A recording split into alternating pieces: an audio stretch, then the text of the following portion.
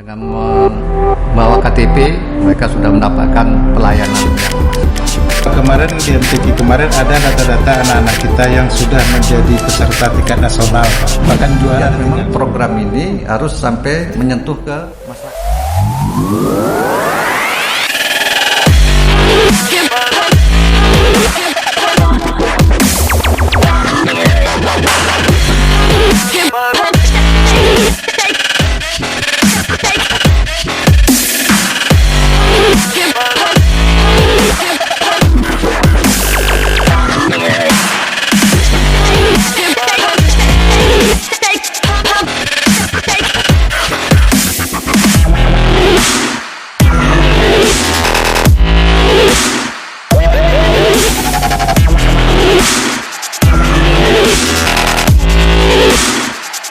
Assalamualaikum warahmatullahi wabarakatuh. Selamat pagi masyarakat kita di Pasaman Barat maupun yang dari perantauan. Pagi ini podcast kita kehadiran Bapak Wakil Bupati Pasaman Barat, yaitu Bapak Haji Risnawanto SE yang telah berhadir. Tentu kita akan mengupas sedikit tentang permasalahan program-program unggulan beliau bersama dengan Pak Bupati. Selamat pagi Pak Wakil, Pak Wabub. Selamat pagi Pak Edi Murdani. Pada hari ini terima kasih atas koordinasi kita, atas kerjasama kita. Tentunya kami atas nama pemerintah daerah mengucapkan terima kasih kita telah hadir bersama di sini membicarakan berkaitan dengan visi misi Pak Bupati Kabupaten Pasaman Barat. Ya, makasih Pak Wabub.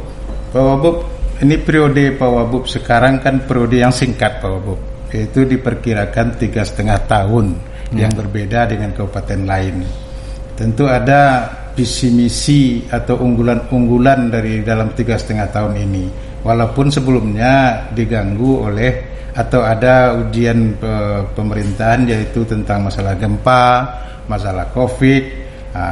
Ini unggulan kita juga yang harus kita unggulkan. Kira-kira bagaimana tuh Pak dalam visi dan misi atau program unggulan kita Pak? Baik, terima kasih Pak Edi. Hari ini tentunya di pagi hari ini yang sangat cerah, seiring dengan program-program pemerintah daerah Kabupaten Pasaman Barat. Juga saya menyikapi tentang singkatnya masa waktu jabatan kepala daerah baik dari provinsi maupun sampai kabupaten kota dalam rangka menyambut pemilu serentak, ya. Periode ini sangat singkat. Walaupun demikian tentu harus kita menyesuaikan periode yang singkat itu berkenaan dengan program kerja maupun visi misi Bupati Kabupaten Pasaman Barat. Visi misi Bupati Kabupaten Pasaman Barat adalah mewujudkan Pasaman Barat bermartabat, agamais, maju dan sejahtera. Berkenaan dengan visi misi itu tentunya kita terjemahkan dalam RPMJ Kabupaten Pasaman Barat untuk periode 2021-2022. RPMJ itu tentu kita sampaikan lagi berkenaan dengan beberapa program unggulan pemerintah daerah Kabupaten Pasaman Barat. Untuk mengimplementasikan program unggulan itu kami membagi empat macam Pak ya? Empat hal ya. Prinsip program unggulan yang ada di Kabupaten Pasaman Barat. Pertama, berkenan dengan program unggulan Kabupaten Pasaman Barat itu kita menghimbau membawa program Maghrib Mengaji, ya. Ini Maghrib Mengaji ini Pak, kenapa ini terlahir nih Pak? Asbabul nuzulnya gimana nih Pak? Baik, terima kasih Pak Edi. Kita melihat situasi kondisi Kabupaten Pasaman Barat dengan masyarakatnya yang heterogen, juga masyarakatnya yang aktivitasnya sangat tinggi. Dengan demikian kami melihat itu tentu di sini ada keseimbangan. Juga melihat para generasi muda kita dalam rangka meningkatkan sumber daya manusia, tentunya di bidang keagamaan kita harus mengajak masyarakat untuk meningkatkan kualitas iman dan takwanya kepada Allah Subhanahu wa taala. Ini juga rujukannya kepada Pancasila. Iya. Pancasila itu kan yang pertama adalah ketuhanan yang Maha Esa. Jadi kita selaku warga masyarakat ya, yang mempunyai agama, apapun agama kita harus bertakwa, meningkatkan keimanan kita, karena kita selaku umat Muslim sesuai dengan ajaran agama kita, tentu Al-Quran adalah menjadi pedoman hidup. Dengan demikian maghrib mengaji ini tentu sangat penting jadi unggulan kita bagi kita, karena selain kita membangun secara fisik, tentu kita harus juga membangun secara moral, mental kita, keyakinan kita kepada Allah Subhanahu wa taala. Konkretnya gimana nih Pak tentang masalah maghrib mengaji ini Pak? Maghrib mengaji konkretnya ada beberapa substansi yang telah kita laksanakan. Pertama-tama kita sudah berkoordinasi bekerjasama dengan para dai-dai ya. Dai-dai nagari Pak ya. Dai-dai nagari yang tersebar di seluruh nagari dan yang tersebar di seluruh kejorongan. Dai ini sampai ke kejorongan semuanya Pak? Iya. Satu jorong, satu dai. Satu jorong, satu dai dan di nagari. Jadi dai nagari inilah tentunya yang akan mengimplementasikan di masjid, di musola atau di surau dalam rangka bagaimana program maghrib mengaji ini bisa terlaksana, bisa terimplementasikan di setiap jorong dan nagari. Termasuk maghrib mengaji itu Pak? Termasuk maghrib mengaji itu. Kalau di pendidikannya Pak, gimana masuk jam pelajaran atau bagaimana tuh Pak? Kalau kita berbicara tentang pendidikan, tentu tadi orientasinya meningkatkan iman dan takwa itu tidak terlepas dari pendidikan. Ini ada dari pendidikan, ada kita TK, ada SD dan ada SMP. Ya. Telah diterapkan oleh Pak Bupati Pasaman Barat berkenaan dengan tahfiz Al-Quran. Membuat rumah-rumah tapis itu ya. Di sekolah-sekolah pun di SD kita sudah kita tempatkan 2 hari dalam seminggu itu masyarakat para murid ya sudah diterapkan oleh guru-guru itu mempelajari Al-Quran dalam rangka bagaimana nantinya anak-anak tingkat SD dan tingkat SMP sudah hafal Al-Quran minimal 1 juz dalam satu tingkatan. Terus satu tingkatan. Misalnya SD 1 juz, SMP 1 juz gitu Pak ya? Iya. Selanjutnya juga di nagari-nagari itu ada rumah-rumah tahfiz yang sudah mulai tumbuh, sudah banyak tumbuh dari gagasan masyarakat yang harus kita bina melalui program tahfiz ini nanti berorientasi kepada maghrib mengaji tadi. Dengan program tahfiz ini kita laksanakan di setiap sekolah-sekolah baik SD, SMP. Tentu himbauan pelaksanaan program maghrib mengaji ini akan lebih semarak dan lebih dipahami oleh masyarakat Pasaman Barat. Menjadi budaya deh Pak ya. Ya. Berikutnya Pak Pasbar Cerdas ya Pak ya. Unggulan keduanya. Ya, unggulan kedua berkaitan dengan Pasaman Barat Cerdas. Ya. Spesifik yang membedakan dengan program kita dengan program pendidikan sebelumnya di mana tuh Pak? Sebetulnya tidak jauh berbeda ini Pak Edi. Kita melihat secara spesifiknya Pasaman Barat Cerdas ini, kalau kita melihat, kita mengambil data untuk meningkatkan pembangunan ya, di bidang apa saja, tidak terlepas dari pendidikan, tidak terlepas dari sumber daya manusia. Dengan demikian kami melatar belakangi membuat program Pasaman Barat Cerdas ini karena tingkat pendidikan kita di Pasaman Barat ini secara data kita hampir rata-rata hanya tamat SMP. Kalau tamat SMP itu kita lihat hanya baru wajar 12 tahun. Baru itu yang terpenuhi secara rata-rata Pak ya? Secara rata. Jadi artinya dengan demikian kami mempunyai tekad bagaimana kualitas sumber daya manusia di bidang pendidikan di Kabupaten Pasaman Barat ini dapat meningkat dengan melalui program Pasaman Barat Cerdas. Program-program ini berkaitan dengan bagaimana masyarakat ini tidak putus sekolah ya. Setelah tamat SLTA mereka melanjutkan di perguruan tinggi. Hal-hal yang berkaitan dengan ini tentu ada program berkenan dengan bantuan terhadap masyarakat, artinya yang mempunyai SDM-nya tinggi, baik dan nanti akan melanjutkan di perguruan tinggi, beasiswa nih, ini mendapatkan beasiswa. Bagi masyarakat juga yang ingin melanjutkan pendidikan nanti di luar perguruan tinggi di Sumatera Barat, kita juga melalui program Pasaman Barat Cerdas ini akan kita bantu. Kita biayai, Pak. Kita bantu dengan beasiswa. 2 tahun masa kepemimpinan Bupati dan Wakil Bupati Pasaman Barat ini kita sudah laksanakan. Sudah ada yang dapat bantuan tuh, Pak? Sudah, 2 tahun ini sudah. Bahkan data itu secara konkret sudah ada di melalui Dinas Pendidikan, juga kita bekerjasama dengan Basnas. Sudah kita laksanakan. Berdasarkan data, juga nanti di anggaran tahun 2023 ini lebih besar lagi kita anggarkan, sehingga nanti program Pasaman Barat Cerdas ini memang betul-betul menyentuh, dirasakan oleh masyarakat dalam rangka meningkatkan sumber daya manusia. Kemudian ada himbauan tidak boleh kutipan atau tidak boleh pungutan di sekolah. Bagaimana tuh, Pak? Baik, terima kasih Pak Edi. Karena kita melihat perekonomian di setiap keluarga itu tidak merata di Kabupaten Pasaman Barat. Dalam rangka kita menyikapi program Pasaman Barat Cerdas ini, tentu ada beberapa hal ya yang harus menjadi pertimbangan kita dalam rangka untuk menyentuh kehidupan masyarakat yang ekonomi sedang maupun ekonomi tidak mampu. Apa harus kita lakukan?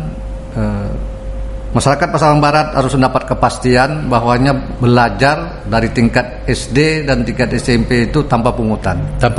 Berarti uang pembangunan tidak ada lagi tuh, Pak, ya? Tidak ada uang pembangunan, membuat pagar, membuat lapor, membuat perpisahan dengan masyarakat yang tradisi-tradisi itu yang sifatnya memberatkan ya bagi masyarakat untuk beriuran lagi, komite memungut.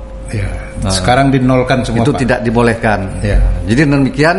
Tujuan ini bagaimana agar masyarakat mendorong untuk rumah tangga bagi masyarakat dapat membantu ekonomi sehingga kebutuhan itu dapat dipergunakan untuk kebutuhan yang lain. Kemudian baru-baru ini Pak Bupati melepas ke Malaysia anak-anak yang cerdas. Itu bagaimana dulu, Pak?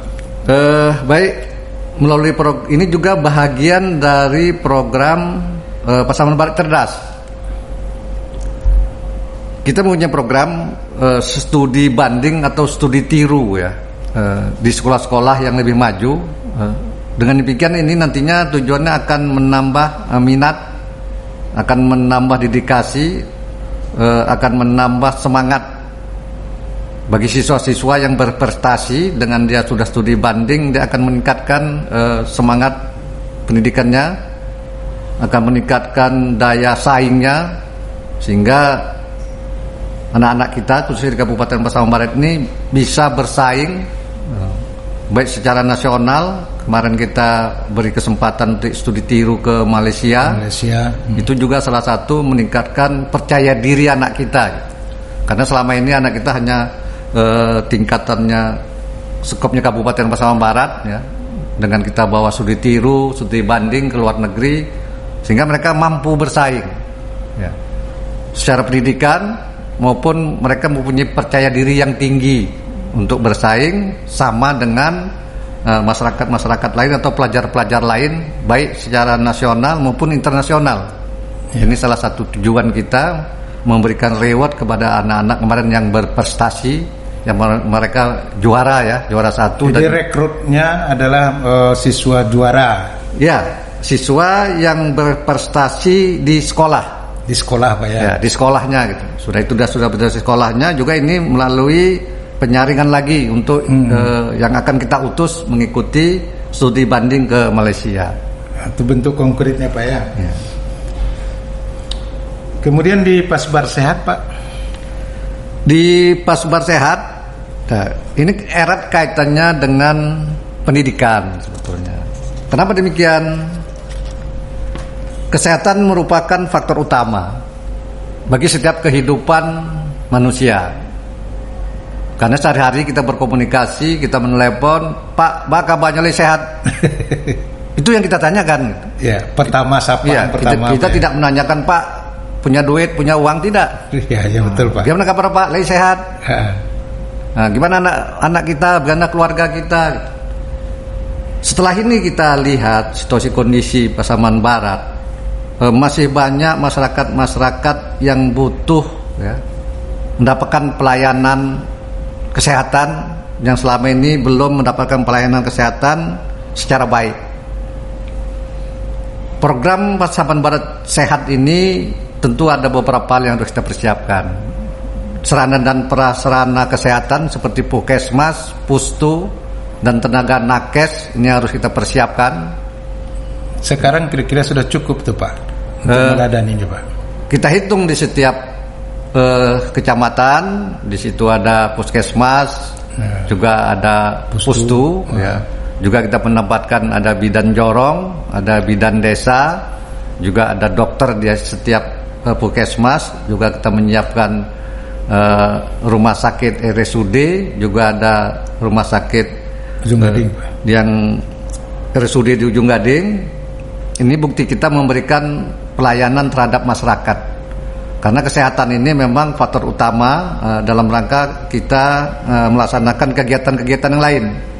Jadi dengan demikian program Pasaman Barat Sehat ini menjadi faktor utama. Bahkan untuk di 2023 ini kita sudah anggarkan untuk Kabupaten Pasaman Barat, masyarakat Pasaman Barat berobat itu tanpa pungutan lagi.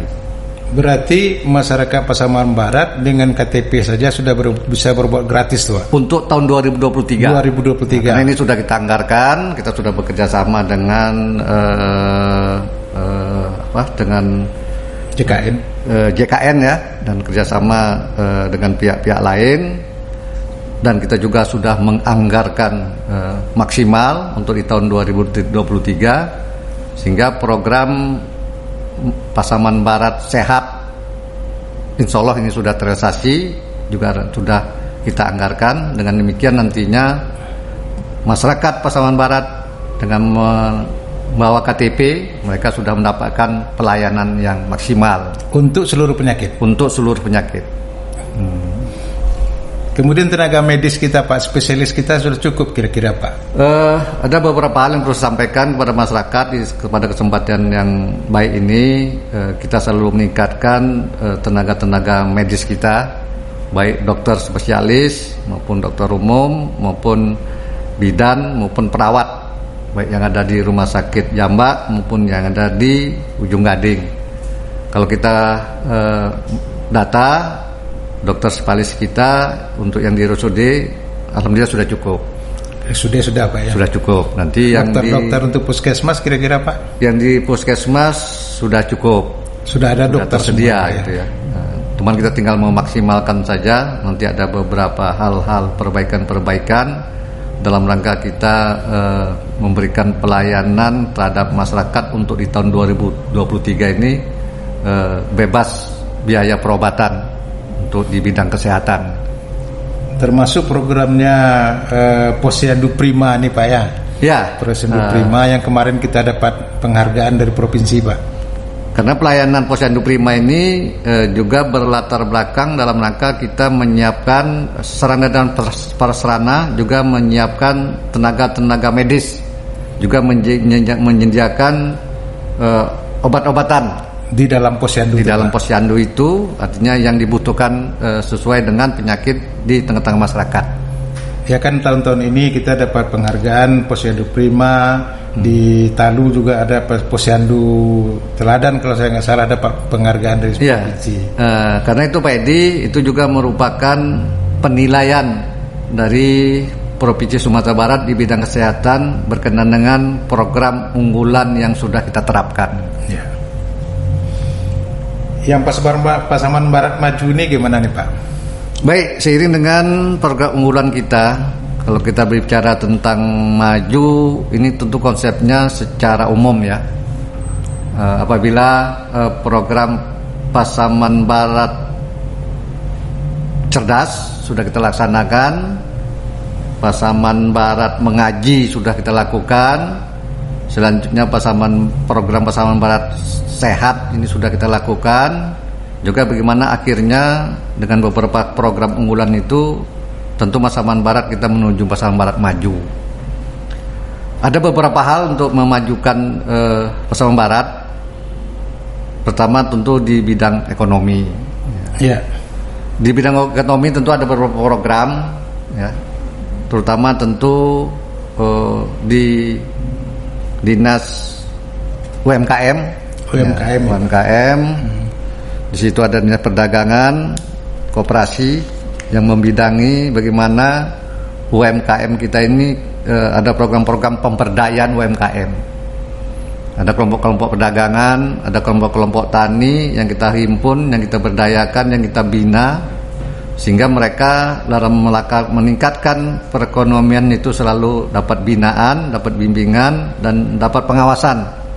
Juga dukungan-dukungan, bantuan-bantuan modal kerja dari pemerintah daerah Pasaman Barat untuk kelompok-kelompok usaha kecil menengah, sehingga mereka dapat meningkatkan pendapatannya, juga untuk dapat memenuhi kebutuhan rumah tangga warga masyarakat di Kabupaten Pasaman Barat. Jadi bentuknya itu Pak di koperasi contohnya. Ya. Tentu peluangnya bagaimana tuh Pak? Bekerja sama dengan perusahaan atau bagaimana Pak? Ya, kita juga ada program kerjasama juga dengan perusahaan dalam rangka mengurangi angka pengangguran. Kita juga di sini juga melalui Dinas Ketenagakerjaan. Kita ada pelatihan di Dinas Ketenagakerjaan untuk mengurangi angka pengangguran bagi generasi muda di Kabupaten Pasaman Barat.